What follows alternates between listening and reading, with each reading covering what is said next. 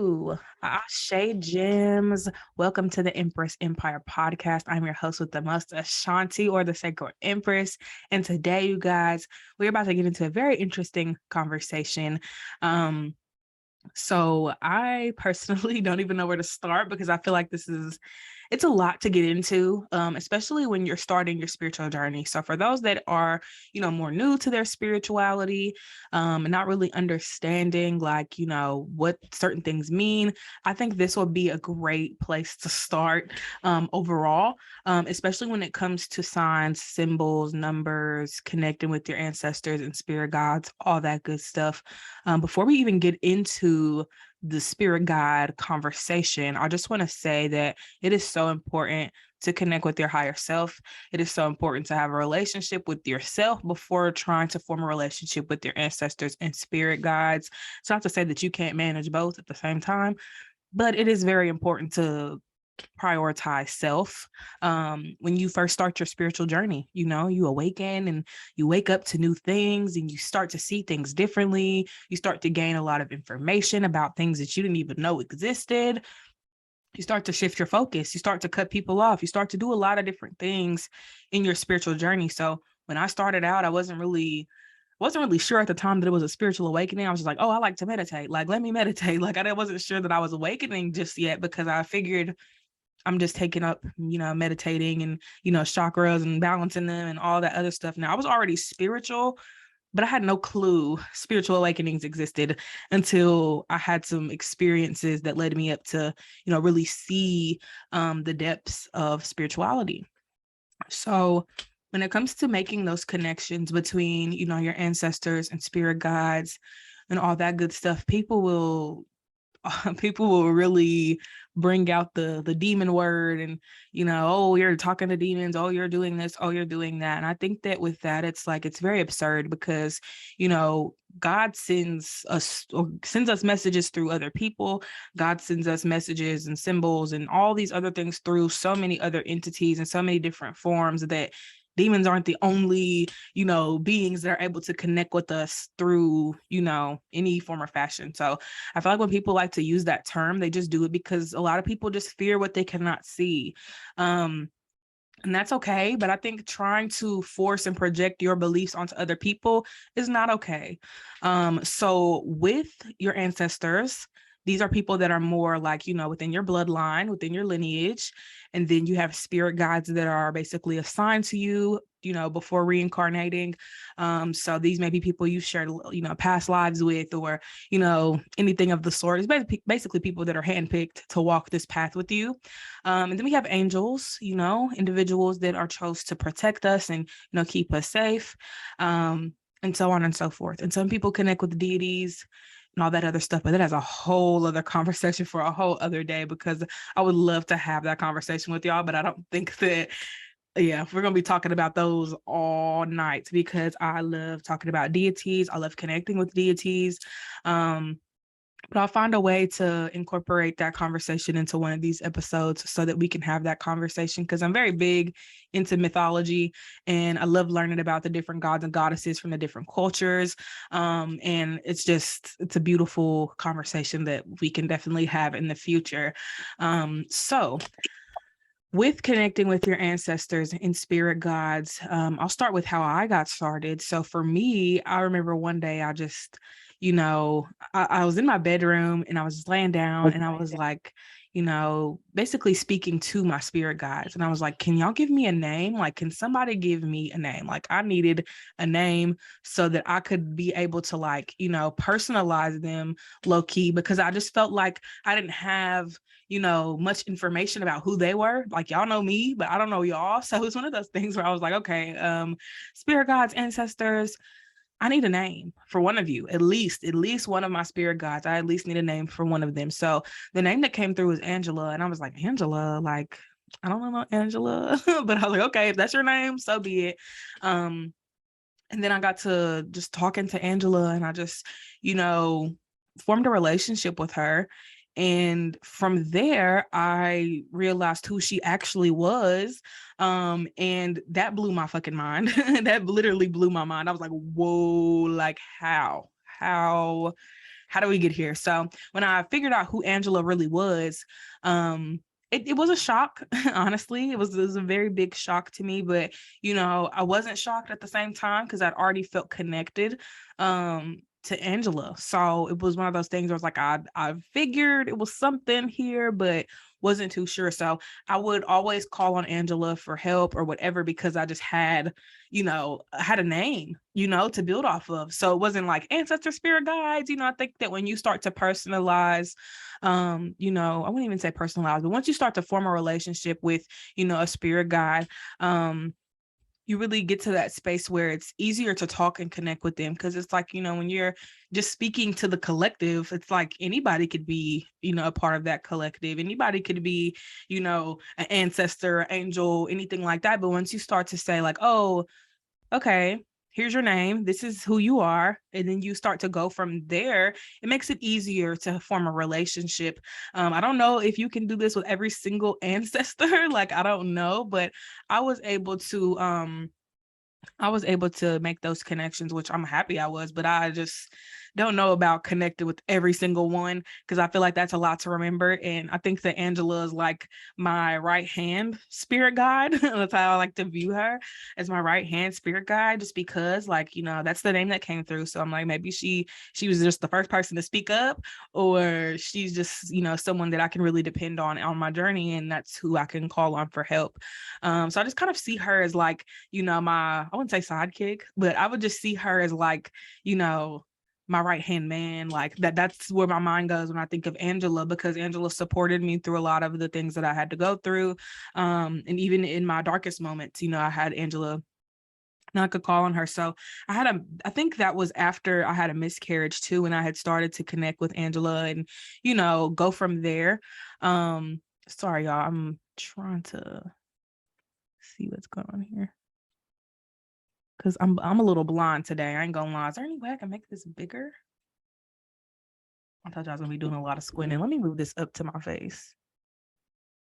So Angela is a very close family member. Very, very close. I didn't get to meet her though. But my mom was really close with her. So when she had told me who she was, I was like, hold on. So I had like called my nana, and I was like, Nana, like my nana's Christian though, so my nana don't really be into the spiritual stuff. So when I had brought it up, she was like, I don't know, let me ask her some questions. And I was like, okay. Okay, let's do that then.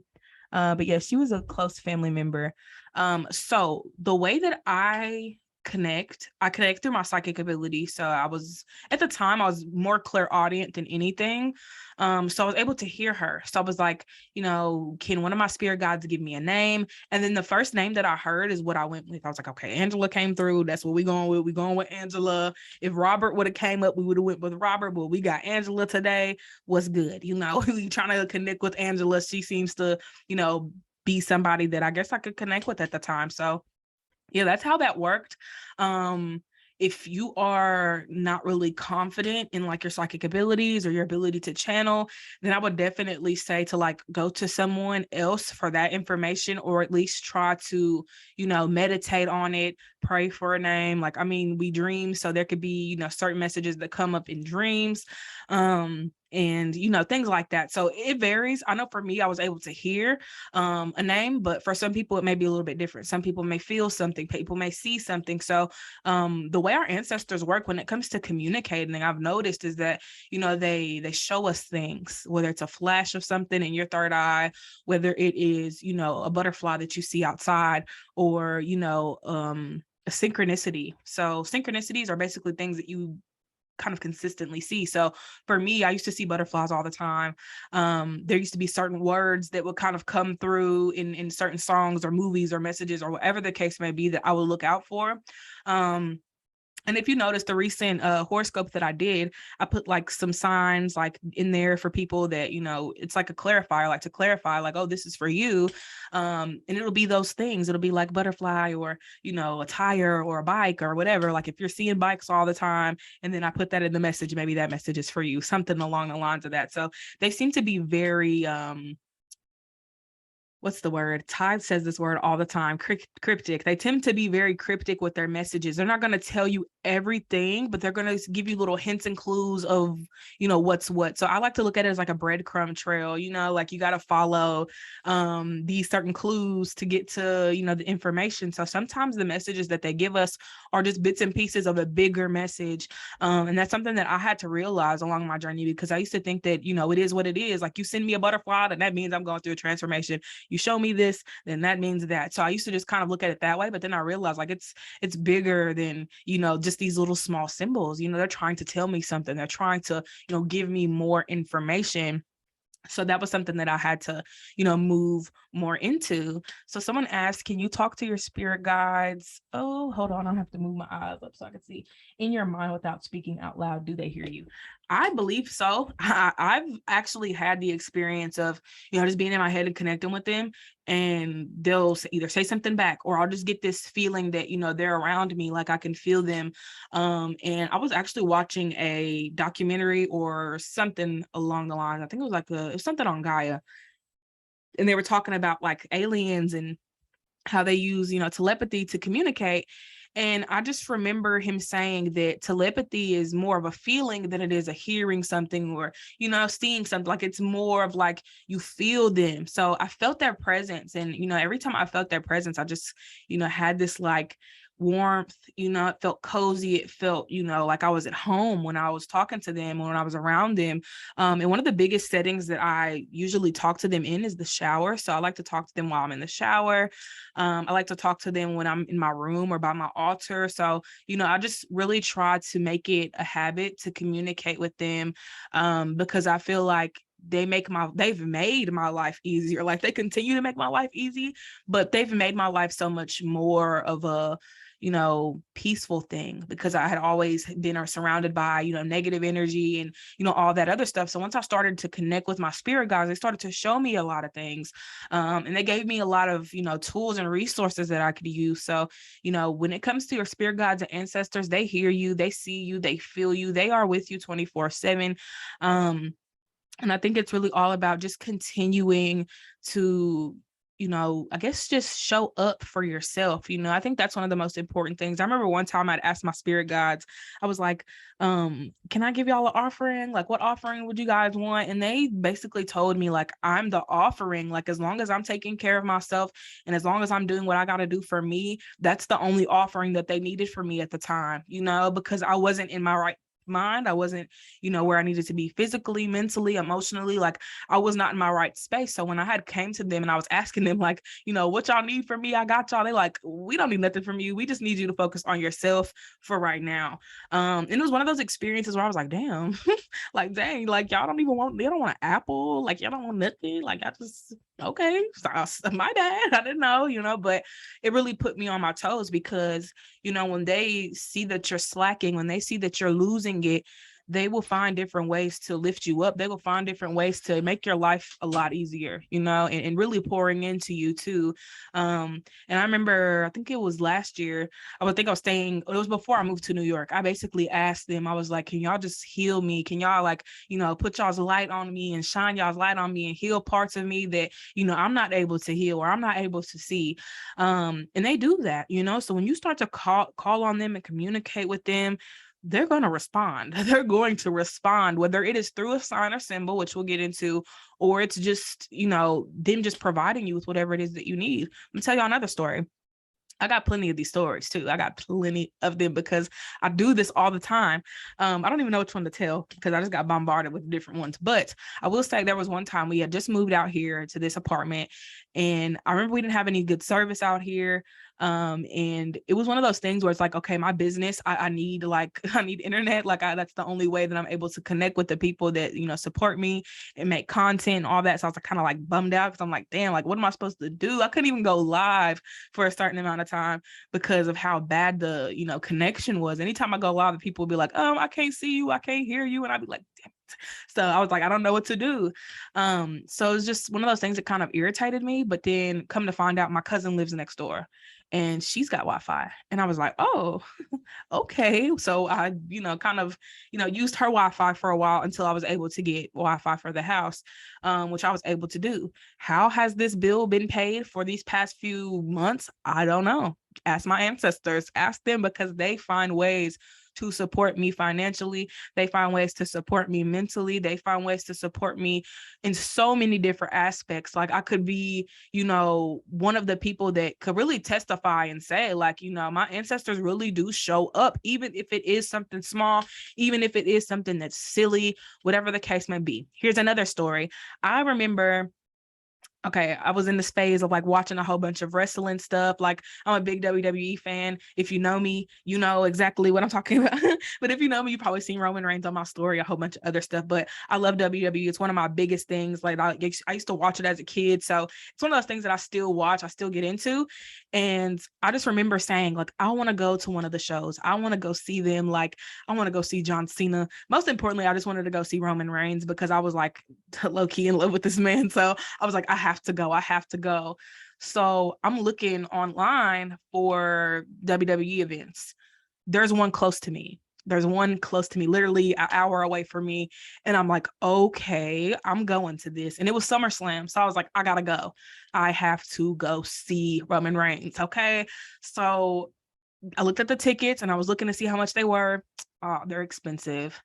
How am I going to pay for these tickets? How am I going to do it? So I filed my taxes I think a week before, and my taxes came. And this is the most money I've ever seen in my life. And I got those tickets. And I went to SummerSlam and I went to go see them. So it's like when you speak it, you get to live it. Like a lot of people don't think that their words hold power, but they do. Your words hold a lot of power. If you want to experience something, do not deny yourself of that experience, because you deserve to see these things. You deserve to have the finer things. You deserve to be happy doing something that you love, or being in an environment where, you're happy and content. We deserve these things. I did that for my inner child, because inner child me, I was ready to go to Raw and SmackDown and just be like, whoa, John Cena, like, with all the praise and all the glory, because it was just something that excited me. Like, I don't know if it's got anything to do with my natal chart. But it's one of those things where it's super exciting. It's exciting. It's a fun environment. Everybody's just cheering on and woo and all that stuff. So it was a great time. And, it was something that I didn't get to experience when I was a kid. So I still got that experience as an adult. So if there are things that you still haven't experienced as, an adult that you wish you would have experienced as a kid, give yourself that freedom to do that. And I know a lot of people's fear is like, oh, I don't have the money. I don't have this. You better ask for it.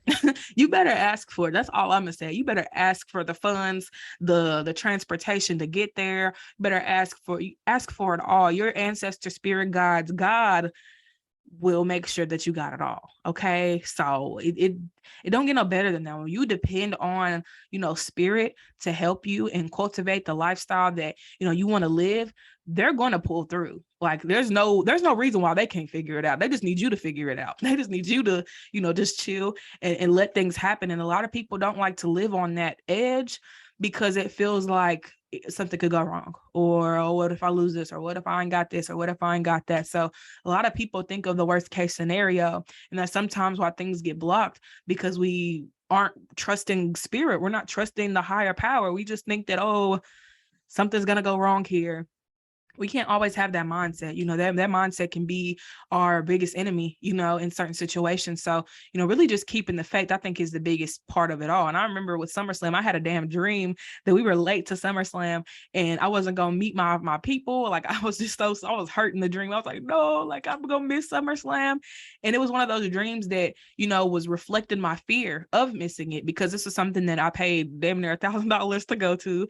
And it was something that, I wanted to go to. Like I was really passionate about. I mean, I'm excited. I'm buying t-shirts. I was about to buy one of the little WWE belts. Like I was for real. Like I was ready to walk in there with a Stone Cold Steve Austin shirt. Like I had it all planned out in my mind. And the idea that I wasn't going to be able to go just based off that dream, I was like, no, I hope nothing bad happens. Like, I hope this isn't the end of the world, but it wasn't the end of the world, because I got to be there. I got a good seat, everything worked out perfectly. So, sometimes we get in our heads and we fear that things are going to go a specific way, but, God's always got another plan. So never limit yourself to the worst case scenario, because you don't have to experience that if you don't want to. I always tell people, like, focus more on what you do want to happen rather than focusing on what you don't want to happen. You don't want to manifest the wrong thing, right? So getting into communicating with your ancestors and spirit guides, there's so many different ways to do it. A lot of people think that they have to have an altar, but you're the altar. You are literally, a walking altar. All you have to do is just make that connection and go from there. A lot of people are scared of connecting with their ancestors and spirit guides, which is valid. I understand it. It's kind of like, how do I trust you and all this other stuff. But it's more of a feeling, and as somebody that I feel things intensely, I can tell when danger is around me. Okay. I can tell when something isn't really, good. And I know those feelings because I listen to my body. So when you start to listen to your body too, it's gonna decode a lot of things for you. So I never felt any bad energy with my ancestors and spirit guides. I never felt like they were gonna attack me or that they were attacking me. And even if that was the case, they didn't cease to exist because, I never felt them. So it's one of those things where, these are people that aren't here to harm you. These aren't people that are sent to make your life a living hell. If anything, they're here to make it easier for you. But they're here to help you. So it's like, when we don't use that help, it's just kind of like we're doing everything by ourselves. So, I had to start asking them for help, because I used to be so like, oh, I can do it on my own. I'm independent. I don't need nobody to help me. I got it all figured out. But then I was like, okay, maybe I don't have it figured out. Maybe I don't have it all together. Maybe I can't do it all by myself. So I just started to connect with them, and I started to ask them for things. And, there'd be times where, I'm not getting any bookings, or nobody's like tuning in, or, whatever, money gets slow and I'm not really able to, eat, or whatever the case may be. They will find a way. They will find a way to make sure I eat. I remember one time I was hungry or something like that. And I just remember I had money sitting in my PayPal, and I was like, oh shit. Like, oh shit, really? Like, okay, this is great.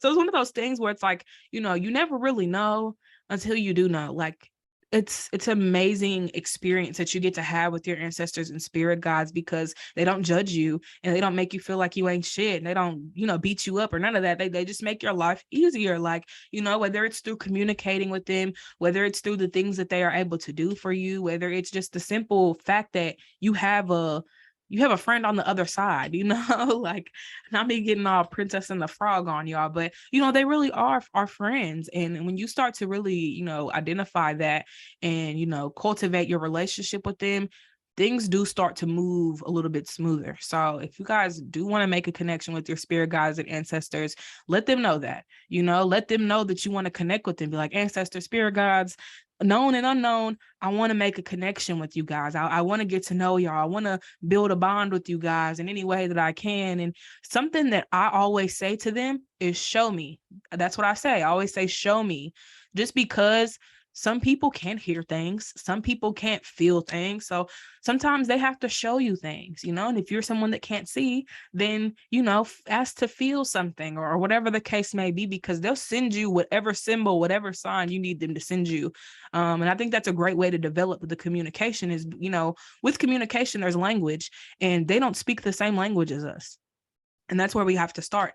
So talk to them in your language, ancestor spirit guides, show me a star, show me a werewolf or whatever. And then when you start to decide what these things mean to you, then they send it to you off rip. And then you'll be able to, be like, oh, they just sent me a werewolf. This is what this means. You know what I'm saying? This is what they're trying to tell me.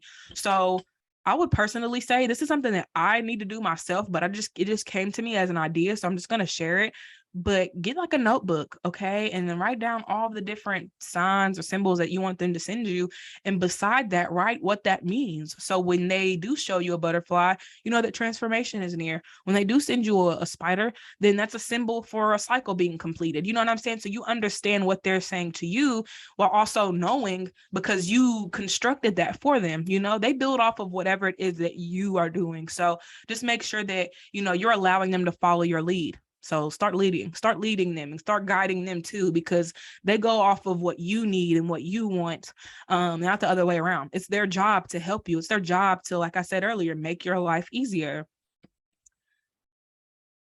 Of course, of course. I will be saving this, y'all. This will be in podcast form, so you guys can listen to this at any time, at any day. And I have so many other episodes too, if y'all ever get bored and have a long thing to do or a long day and you need something to get you through it. The Empress Empire got you. Okay. The Empress Empire got you.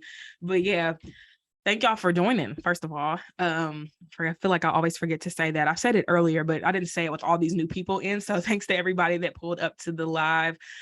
This is great. But yeah, getting back to that, like I said, they follow your lead. You know, they'll follow your lead. Like, don't feel like you have to wait for them to send you something. Like, ask them, like, let's say you want to know about a job. Let's say you put in an application for this job and you want to get in. So ask them to send you a 3 if you got in, and ask them to send you a 2 if you didn't, and if they send you a 3, then you like, okay, well, we Gucci.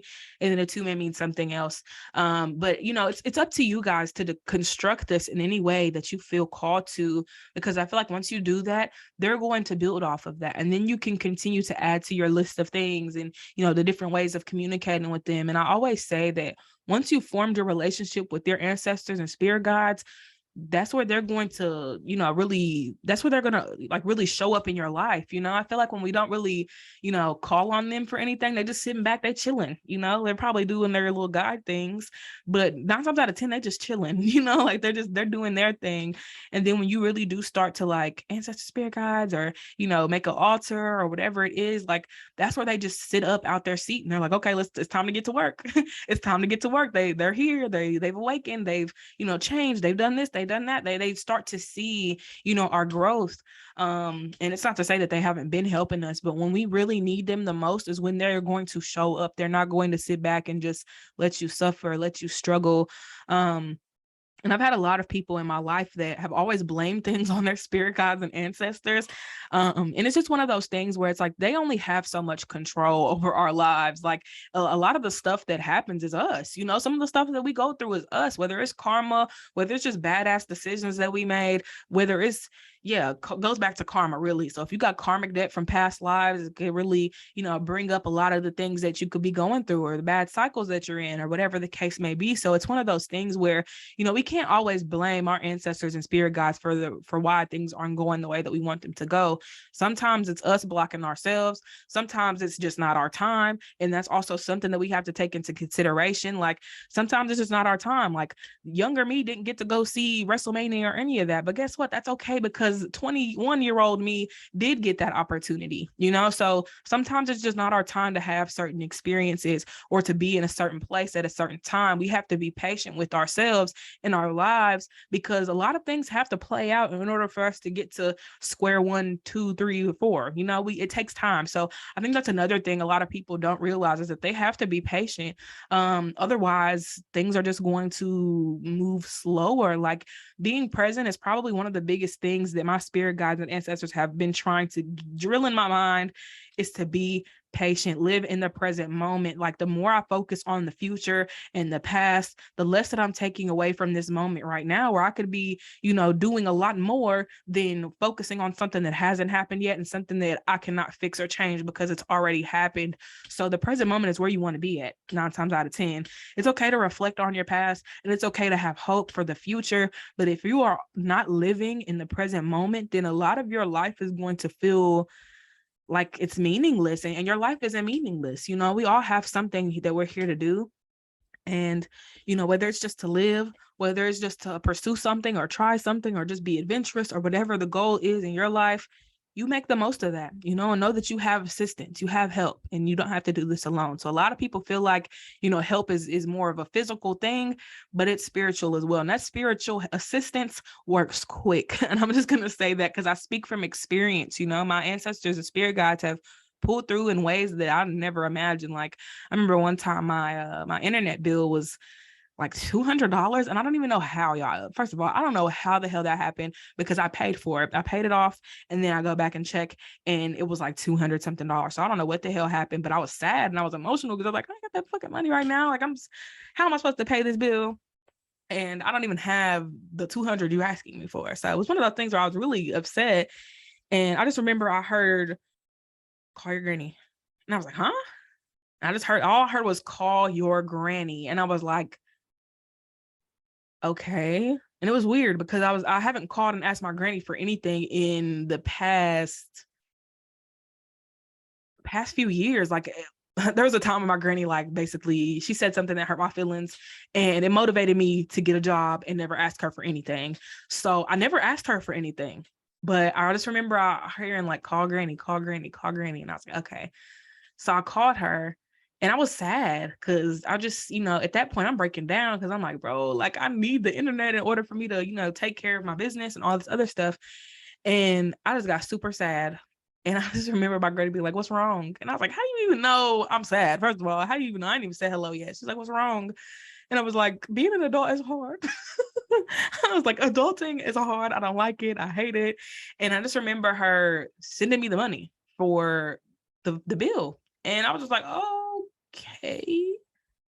So y'all do work fast. They work fast, okay? Like, when y'all go out in nature and make connections out in nature, that says a lot. When you make your connections and you're vulnerable to Mother Gaia, and you're speaking to the flowers and speaking to, all of this stuff is alive. The trees are alive. The grass is alive. Earth is alive. So when we speak to her, she's speaking to us too. I just remember I was outside crying and, walking in the grass. I had no shoes on. I was getting grounded because I don't like being in that space where I'm stressed about money and worried about money and, I'm not going to be able. I hate stressing about money. It's one of the things where, I'm manifesting that financial freedom because I do not like stressing about money. It's something that I shouldn't even be worried about. Like, and when I started to develop that mindset, that was the reality that I started to live in, where I didn't have to worry about money anymore. Money just kind of flowed to me effortlessly and freely, and I didn't have to stress about it anymore. And then I get back in that space where I'm stressing about it, and it's not so much of a constant flow. Now it's hard for money to come in. Now nobody wants to, book with me or whatever the case may be. I'm struggling again. So it's like, our mind really does create and shift our reality. So do what you will with that information, but please utilize your mind, because it all starts in the mind. But getting into the symbols and the signs and the angel numbers and all of that fun stuff, because I think that, it's something that a lot of us see, but we don't really know how to comprehend it. So when it comes to the angel numbers, we got ones, we got twos, we got threes, we got fours, we got fives, we got sixes, sevens, eights, nines, so on and so forth. When it comes to the angel numbers, I'm gonna tell y'all how I read them. Okay. So you get a number like 333. So with 333, I look at it and I'm like, okay, 3 is creation, 3 is potential, 3 is etc. So when you start to identify the digits, it's easy to read an angel number. So that would be my first tip to y'all, is to understand what the digits mean. What does 1 mean? What does 2 mean? What does 3 mean? So I'm gonna tell y'all what they mean for me. Y'all decide how y'all want to view them. There are websites that share the information about this as well. So, you can find a website that's showing you like what each number means. But I like to go from what I feel intuitively. So you get the information and then you'll just be like, okay, this is what this means for me. Because sometimes what Google says isn't really what you need to hear, So identify it based off of, what it can mean as like a universal thing, and then come to your own conclusion about what it means to you. So 1 for me is new beginnings, just new period, whatever it is, something new is coming, change. 1 is also the self. It's you, it's who you are. So, it's either an identity change or things like that. So, I'll see it as myself, and I'll see it as anything new, whether it's a beginning or whatever. So 2 for me is balance, choices, and really just, Yeah, those two. That's really what I would say for that, is balance and choices. 3 for me is creation, potential, the ability to, use your power as well. And then 4 for me is structure, building, foundation, family, things like that. 5 is struggle, blockages, delays, things like that. Things are being, placed in a delay, or maybe that it's assigned to reflect. 6 is more compassion and love, and fruitfulness, and things like that, prosperity. So that's how I look at 6. 7 is more spiritual, God speaking to me, you know what I'm saying? Like that's where I go with 7. Or that, luck is ahead, or, good things are coming, good news is coming. 8, I see 8 as, karma. So it's kind of like, if I see 8, then that's a sign that, something's coming back to me. Or so on and so forth. I look at it like that. Or I'll just kind of see 8 as, a reminder to be mindful of, the energy that I do put out into the world. And then 9, I see 9 as like endings, things coming to an end, completion of a cycle, having to make plans for the next path, essentially. And then 0 is just my number for potential. So I always see 0 as like not really potential, but like a placeholder. So it's just kind of that, what is it called? It's really just, energy. Like I see that as like an energy number. So if I see 0 in any of my angel numbers, I always look at that as like it's a holding a place for something. There's something missing. There's something that I may have to do, or there's something that may be coming to fill in this space. So 0 is one of those numbers where, well, not numbers, but it's one of those digits for me that it means anything, honestly. So hopefully that makes some sense to you guys, and maybe y'all can use that on y'all's path to get y'all started. I hate that I wasn't able to make like a little thing today, but it's cool. But yeah, that's how I look at it. So when I get an angel number, I see 444 or 333 or 222 or 1029, because I'm gonna go ahead and say it, angel numbers do not have to be a repeating number. Sometimes it could be the number that's currently on the clock. It could be 739. Okay, it's 739 for me. So basically, this is how I read the angel numbers. So I look at it. It's a 7. 7 is, good luck. It's my charm. It's something good's coming. 3 is creativity. So something good will come from maybe my creativity or what I'm doing. And 9, endings, not blockages, but endings, and, things coming to an end, cycles starting up again, all that good stuff. So it looks like for me, I'm moving into a new cycle where I get to be creative and receive, fruits of my labor from doing that, so that's just kind of the message that I get from that number. Whereas you guys see things like 111 or 222, and you guys are able to decode it that way because you look at the number and realize that these numbers mean something individually. It's not just a collective 222 meaning something. These numbers individually mean something as well. So that's what I had to do. I started to identify, these angel numbers and go from there. And as I started to do that, I started to be more aware that, okay, well, maybe these angel numbers ain't the only things that they sending me. So I started to look into the insects. I started to look into, I have a signs and symbols book that I would love to get out for you guys and just flip to a couple pages, and maybe give you guys some insight as to what some things could mean for you. But butterflies, I already touched on butterflies, meaning, transformation and cycles, things like that. But it gets down to fucking triangles and circles, and like these shapes hold meaning. And a lot of people will be like, oh, it's just a fucking shape, but it's deeper than that. A lot of us, I guess I can't say a lot of us, but I know for me, I've learned that, our ancestors and spirit guides used to communicate with these shapes and these things. Like, they used to communicate with the stars. They're looking at stars and making pictures out of stars and all of that. So, people can look at these things and be like, oh, it's just a bug, or, oh, it's just this, it's just that. But sometimes these things mean something for you. So just because it doesn't mean something for the next person doesn't mean that it means nothing for you. It means everything to you at that point, because it's something that's being sent to you. And you can utilize it in any way that you want to. You take them. Sometimes I look at the angel numbers and I'll be like, good to know. Good to know. Thank y'all for letting me know y'all still with me. Sometimes it's that. Sometimes it's just as simple as them telling you that they're still with you and they're here with you. They see you. They got your back, or whatever the case may be. So I'm gonna grab this signs and symbols book, and you guys can comment below and let me know what signs and symbols you want to learn a little bit more about, because it's a big book. It's got literally everything in it. But I'm gonna hold on, let me turn my light on because I really cannot see. Okay. Oh, it's right here. It's closer than I thought. But yeah, if y'all have anything that y'all want to know more about, I got y'all. And I'll just flip through and just give y'all some examples, because I think it's good for us to understand like what certain signs and symbols mean. So this is the book. I got it from Barnes & Noble. I got to do my little ASMR tease. But yeah, this is the book right here. It's the Illustrated Signs and Symbols source book, an A to Z compendium of over 1,000 designs. All right, the flower of life. The flower of life. Let me see where that's at. It might be up here, honestly, because they got all the spiritual stuff up here in the first part. So maybe we can find it. Can you post her? Post who? The book? If that's what you're talking about, yes. All right, let me see if I can find the flower of life. They got the all-seeing eye in here. They got everything. Okay, the lotus flower. Why did I say flotus? Okay, I think they're getting warmer. But these pages are a little thick, so I'll be like, not wanting to mess them up.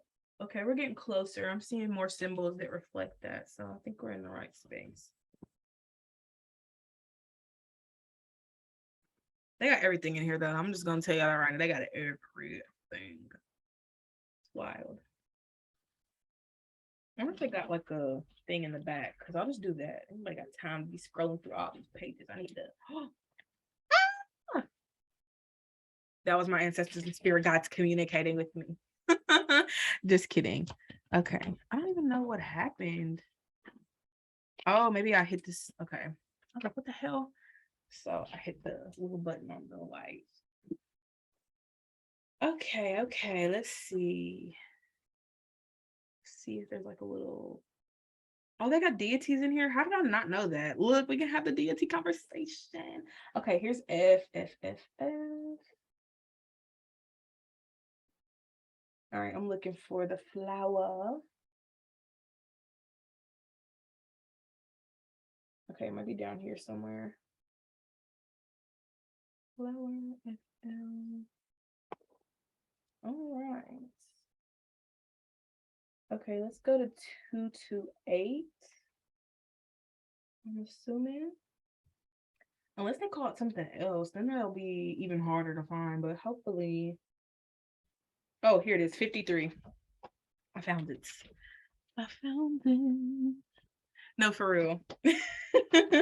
Literally, always. They like lights out. All right, 50. I think it was 53. It's 50 something. Okay, flower of life. Where are you? Okay. All right. So the flower of life design is deceptively simple. It consists of a series of evenly spaced interlinking circles. As more circles are added, the pattern emerges. The design has been favored by religions, architects, and scientists alike. Despite the seeming simplicity of the design, hidden within it are subtle complexities that have such a profound meaning for some that they believe the flower of life depicts the fundamental forms of time and space. The most obvious symbols inherent within the flower of life are the circle, the hexagon or six-pointed star, and the Pisces. I don't know how to say that, but we're gonna act like we know. We know how to say that. Furthermore, three intersecting circles alone form a Borromine ring, which is also known as the tripod of life symbol. Some important symbolic sequences can be derived from any circled versions of the design. For example, Metatron's cube can be derived from the flower of life, and the 5 Platonic solids, as they can be extracted from Metatron's cube. As if these fundamental principles of sacred geometry were not enough, the Kabbalistic tree of life can be discerned within the flower of life, as can the seed of life. For many, the flower of life is an object of mystery, which may well unlock the secrets of the universe, since they believe that it contains a record of information about all living things. The flower of life is used as a focus both for study and meditation. We love information. But yeah, that's basically how this book works. So many symbols, so many things here. And it just shares a lot of information about it and what it means and all that other stuff. So let's see. I'm gonna just pick a random thing. Let's see what they got here. Something that's familiar to us. Aha. Okay, I know y'all know what this is. I know y'all know what that is right there. You got the evil eye. It's what people call the evil eye, but it's not really the evil eye. It's the Nazar. I don't know if I'm saying that right, but it's Nazar. This is an amulet designed specifically to repel the evil eye. Originating in Turkey, the Nazar is found in shops frequented by tourists. It is a pretty piece of a circular blue glass with additional dollops of glass set in a concentric circle of blue and white to represent the eye. Traditionally, the Nazar is hung up in windows and doorways to repel undesirable influences. So that's a symbol that we're kind of all familiar with, but this is basically, a little bit more information about it and what it means. So this book is great. And I love it because it gets into the zodiac signs, it gets into the animals. Look, we got a dolphin and deer. Which one do y'all want to hear, the dolphin or the deer? Maybe I'll do both. Oh, look, the tree of life has something to do with the deer, and I didn't even know that. I didn't even know. Ooh, the deer sounds a little interesting. Someone said dolphin, period. All right, let me move my mic over a little bit. I'll just hold it. So the dolphin has become these big words, man. I should have stayed in school. I should have stayed my ass in school. But the name for dolphins comes from the Greek Delphionis, meaning womb. The name of the Delphic oracle where the priestess gave their prophecies holds the same root. The temple was dedicated to Apollo, who arrived at Delphi in the shape of a dolphin. For thousands of years, the dolphin has been considered a helpful friend to humankind. It also acts as a psychopomp or guide to the other world. This is a fitting role for the dolphin given its ability to exist in a dimension alien to humans and because it has been in Greek art. Wait, hold on. I literally skipped over that. Okay. Oh, this shit is crazy though. I'm reading and I'm like, whoa. Okay. So it has been seen to save those who might otherwise have drowned. So that's interesting too. In Greek art, the dolphin is often depicted on vases and in the friezes, carrying the souls of the dead on its back to the Isles of the Blessed. Dolphins like to speed through the water, accompanying ships, so they are, oh my gosh, sorry y'all, this is like blowing my mind. And so they are vanguards of the gods of the sea, such as Poseidon and Neptune, who could protect humans if he chose from the ravages of the ocean. The dolphin is symbolic of metamorphosis. There's a Greek legend about some pirates who, after returning, how do you say that? Dionysus? I know it's like a Greek god, but I can't think of how to say that. So we're just going to say Dion and tying him up, fell overboard and turned into dolphins. The tendency of the dolphin is to help those in trouble at sea has also become the subject of the fable. So that's pretty interesting. Someone said owls, dragons, and flies. Ooh. Let's see. Where's the dragons? Dragons are probably in this area too. Let's see. Maybe. No. Just a donkey. Let's see what else you said, though. They might be on here too. Oh, you said flies.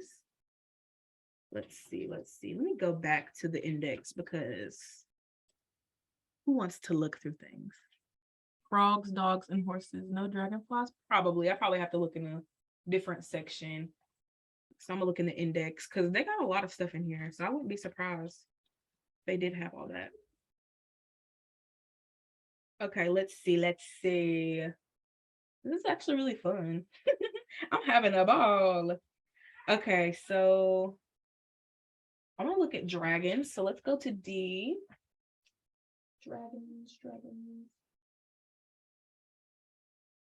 There's no way they, I'm about to say there's no way they don't have dragons. They do have dragons. Okay, dragons is page 197. 197, that's 173. Okay. Dragons, where are you? Okay, here's dragons. And I have a dragon tatted on me, so this is great. I get to learn a little bit more. Um, okay, let's see where we can start it. All right. I don't know where to sit this mic because this book is huge. Like it's a big ass book. So hopefully y'all can still hear me. Um, so with dragons, let's see. Okay, we'll read this part. The dragon was used as a symbol of power on the shields of Norse warriors, designed both to protect the carrier and to frighten the enemy. In Britain, Uther Pendragon, or Pendragon, actually, father of King Arthur, was given a vision of a flaming dragon in the sky as a prophecy that Arthur would become king. This flaming red dragon later became the emblem of Wales. Over the border of Englishman George was given sainthood after he effectively killed a marauding dragon that was slowly but surely gobbling up all the young girls from miles away. Here the dragon represents the devil, also personified as a dragon in the fight with the archangel Michael. So in China, the dragon is the chief of the four divine creatures, only one of which, the tortoise, is real. Oh, the other ones are fake. The other two are the unicorn and the phoenix. The dragon represents the spirit of change. An important, oh, sorry, y'all, I cannot see. Like I'm blind as hell. I'm just gonna go ahead and throw that out there. The dragon represents the spirit of change. And wait, what the hell? Okay, the dragon represents the spirit of change, an important principle in the Taoist religion. In both China and Japan, the dragon symbolized royalty and appeared on the garments of the emperor and the mikado. The very word dragon was used instead of emperor. The dragon's face meant the face of the emperor. The dragon's pace, his majestic walk. I love that. I love that. I didn't even know any of this stuff. Like dragon means emperor. That's dope. That's pretty dope.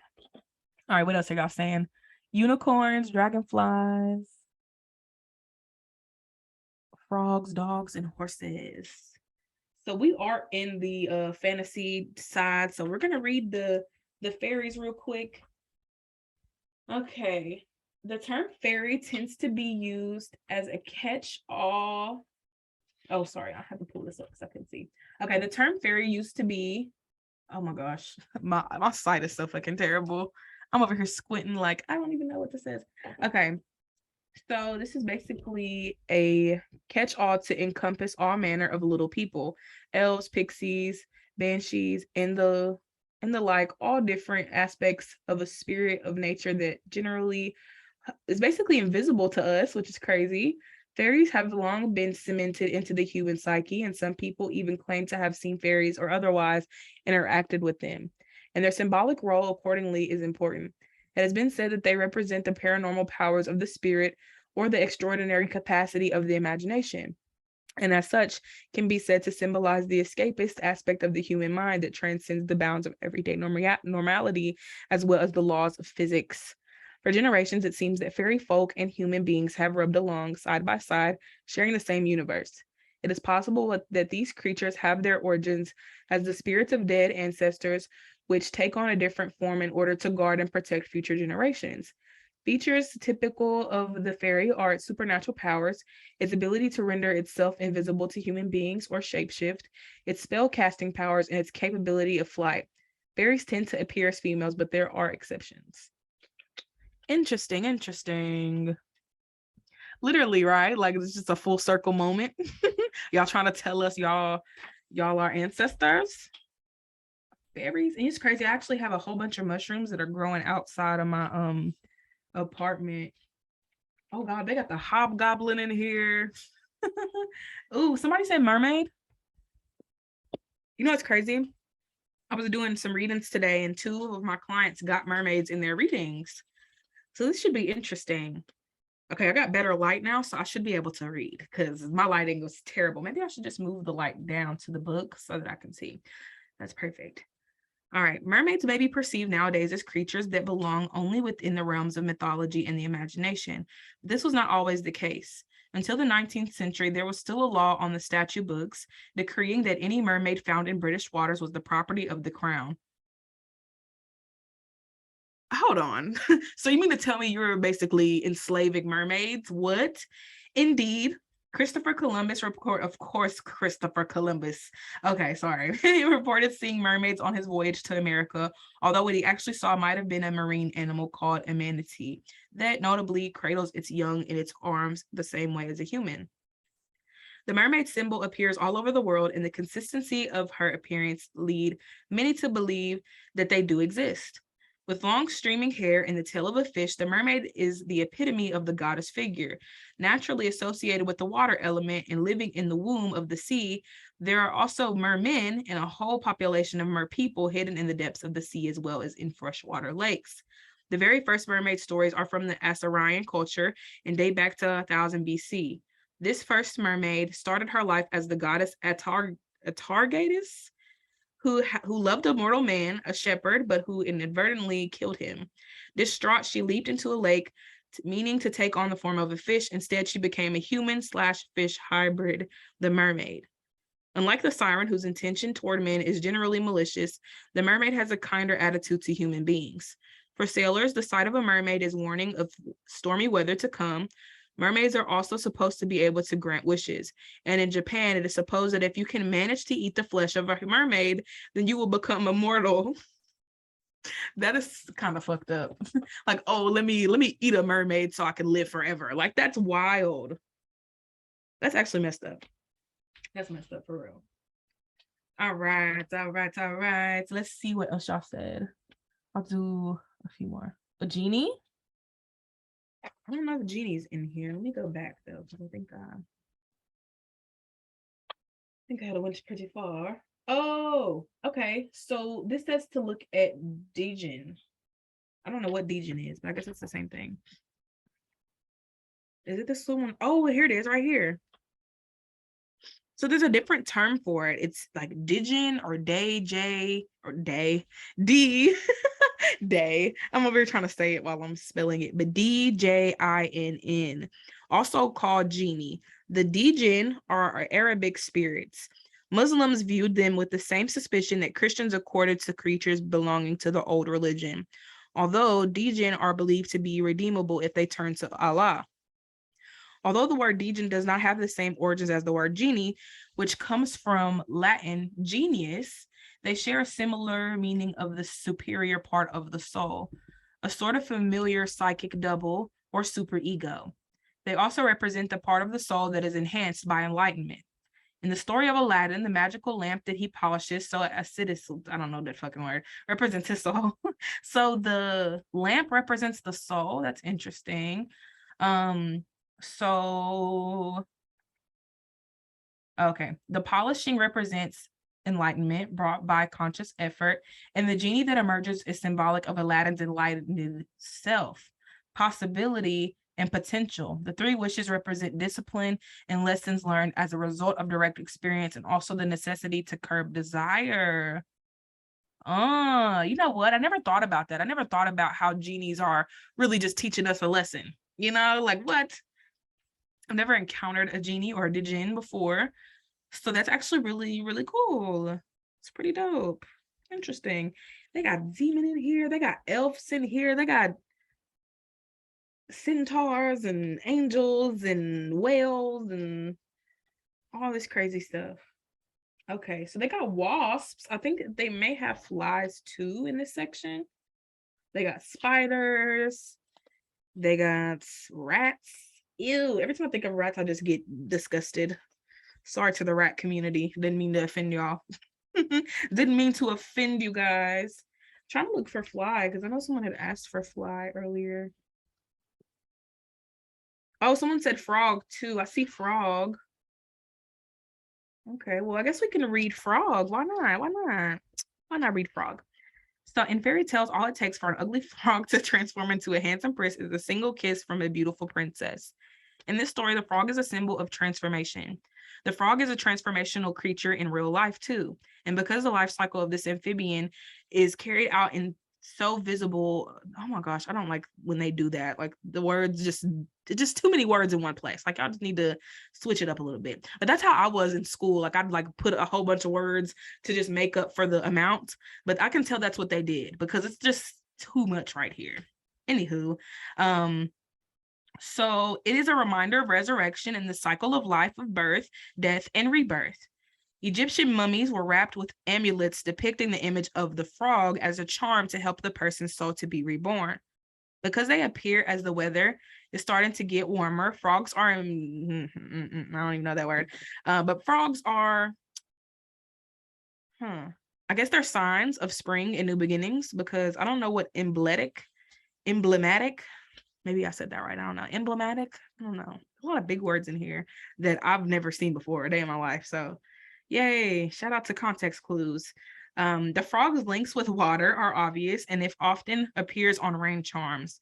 In ancient China, the frog's image appeared on the drums that were played to summon thunder, the herald of much needed rain.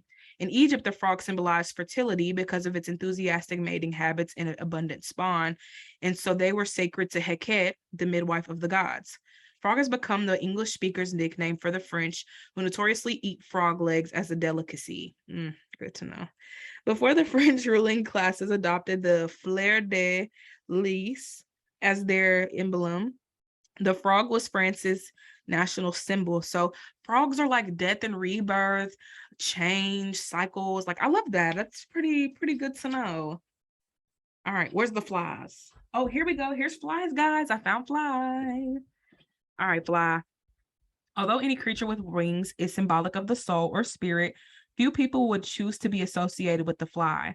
Flies are associated with dirt, decay, rotting matter, and filth. That they symbolize death and rebirth is positive. But any benefit to be had by regeneration is overshadowed by the fact that they lay their eggs in pet. Oh my gosh, this just makes me so uncomfortable because someone had died where I live, and they said that the window was just full of flies. Like, just it's chilling. But they lay their legs in putrefying materials such as corpses. Oh my God, y'all, when I tell y'all, all I can think about is this girl that has passed away in my apartment complex. And they said that like she was there for 2 weeks and nobody knew. So when I'm reading this, I'm like, ew, like, you mean to tell me like she had like flies inside of her just dropping eggs like crazy? Oh my God. Consequently, they spread toxins via their feet and proboscis. It is because of this habit that the fly is associated with pernicious influences, with demons, and with the disease and plague. Flies are symbols of supernatural powers, but generally these powers are perceived to be malevolent. Oh my gosh, y'all. I can read. It's just certain words that like don't really come off my tongue well because of my thick ass accent. But it's cool. We're going to thug it out. The archdemon Beelzebub has many names, including the Lord of the Flies. However, as is the case with many pre-Christian deities, it is worth bearing in mind that in the sense that the fly is the conductor of a soul, then Beelzebub's name actually meant Lord of the Souls, and that he originally had a more benevolent nature as a psychopomp, one of those that guided souls into the other world. In Egypt, flies appeared in various materials as amulets. In this case, it is believed that they serve two functions: to imbue the wearer with similar fertility and to protect from real flies. I was about to say real flies. This is the Signs and Symbol Guidebook or source book. It's pretty nice. It's pretty cool. A nice little vibe to it. You know, I love stuff like this. I love to just like learn more about these things. But like, I don't know, I just feel like with the fly, anytime I would see a fly, I'm like, oh, somebody's sending me evil eyes, somebody's sending me negative ass energy. And whole time, this is a sign and symbol of change and rebirth and death and all that other stuff. So that's so cool. And it's cool how like too, like other cultures have different like depictions of these things. So it's not always the same thing in different cultures. Love that. Love that. Let's see. I'm gonna pick one more. Oh yeah, this is crazy. Oh, here's the butterfly. I want to do butterfly, or maybe we could find a different one. I feel like I talked about butterflies like 1,000 times today. Let's do the bee. Let's do the bee. Okay, let's do bees. In the ancient world, the bee was a very important insect indeed, because the honey it produced was not only one of the few naturally sweet substances that was available at the time, but it's also a good preservative. The importance of the bee is reflected in its appearance on coins from the Ephesus dating back to the 5th century BC, and in Minoan symbolism where the goddess appears as half woman, half bee. How does that work? How are you half woman, half bee? I need to see that. Like, I need to look that up, because how? In Egypt, the bee was the symbol of the lower kingdom. The bee itself is symbolic of industry and mutual cooperation. However, there is also a spiritual side to this insect. One of the symbols of Aphrodite was a golden honeycomb, and it is believed that the souls of her priestesses inhabited the bodies of bees. These priestesses were called Melisae, a word that has the same root as that of honey and bees. Male counterparts equated to drones called essences accompanied the Melisae essences were, I don't even know what that means. What is Eonix? I don't even know. I've never heard of that word before. So that's news to me. At least I'm learning new words. Because bees produce wax, they are frequently linked to places of Christian worship, such as abbeys, since the monks and nuns use the wax to make candles for the church. Bees are symbolic of order and oh my gosh, I have to like slow down when I read. Bees are symbolic of order and of immorality. They are also a symbol of the supremacy of the female. A queen bee needs only to mate once in order to be able to spend the rest of her life producing eggs. The unfortunate drone, whose task is to impregnate the queen, splits in half once the task is accomplished. Holy shit. Talk about feminism. Like, I'm gonna use you and kill you, and then you're done. You gotta go. They split in half? I would hate to be that bee that has to make a baby with the queen, because you mean to tell me the queen's just gonna kill me after I'm done? Like, that's killer coochie. Okay. That's some killer coochie right there. That's good to know. That's really good to know. I never really knew that about bees. Like, I didn't know that specifically. Like, oh, you mean to tell me like she gets pregnant and then the man the bee that impregnates her just ends up dying afterwards? That is crazy. So I said, can we do cats? Let me see. I think the animals are, let me see. I have to like go back to the beginning, because I think butterflies were in, not butterflies, but cats were in that page. So let me see. It's me and these damn butterflies.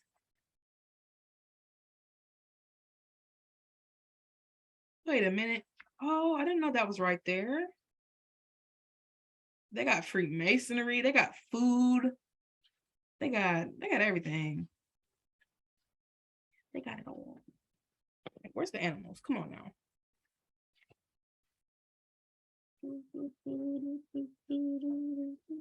They got the colors too. I know for me, I'm very big on like colors and what they mean.